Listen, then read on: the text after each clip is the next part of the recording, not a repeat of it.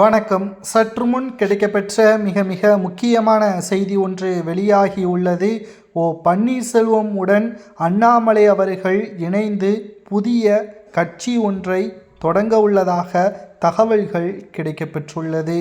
அனைத்திந்திய அண்ணா திராவிட முன்னேற்ற கழகத்தில் இருந்து பன்னீர்செல்வம் அவர்கள் நீக்கப்பட்டதை தொடர்ந்து பன்னீர்செல்வத்துடன் இணைந்து புதிய கட்சியை தொடங்கினால் நிச்சயம் தமிழ்நாட்டில் மிக முக்கியமான அங்கீகாரம் கிடைக்கும். ஏனென்றால் அதிமுகவில் எப்படி ஓபிஎஸ்ஐ நீக்கப்பட்டது போல் தமிழக பாஜகவில் அண்ணாமலை அவர்களை தலைவர் பதவியிலிருந்து எடப்பாடிக்காக அண்ணாமலை அவர்களை கட்சியில் ஓரம் கட்டியது பாஜக மேலிடம்.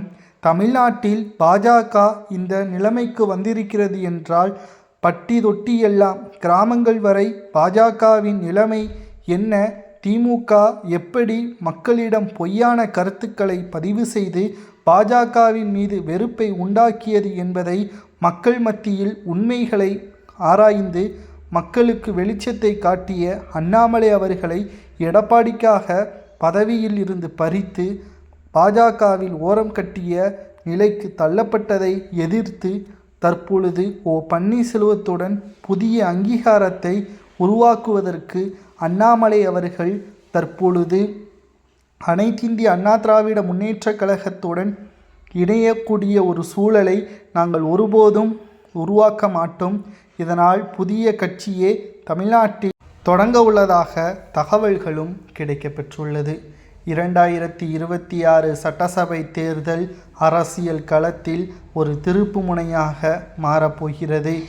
பன்னீர்செல்வத்துடன் அண்ணாமலை அவர்கள் புதிய கட்சியை தொடங்கினால் வெற்றி வாய்ப்பு அண்ணாமலைக்கு கிடைக்குமா என்பதை அதிமுகவின் உண்மையான தொண்டர்களும் பாஜகவின் உண்மையான தொண்டர்களும் கமெண்ட் வாயிலாக கூறுங்கள்.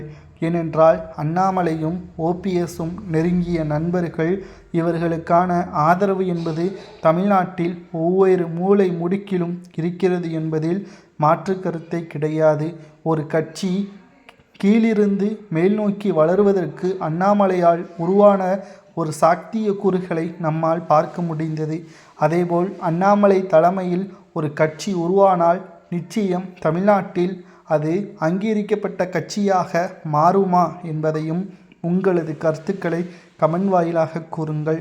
ஓபிஎஸும் அண்ணாமலையும் கைகோர்த்து புதிய கட்சியை தொடங்குவது வெற்றியை ஏற்படுத்துமா தோல்வியை ஏற்படுத்துமா என்பதை மக்களாகிய உங்களது கருத்துக்களை கமெண்டில் கூறுங்கள்.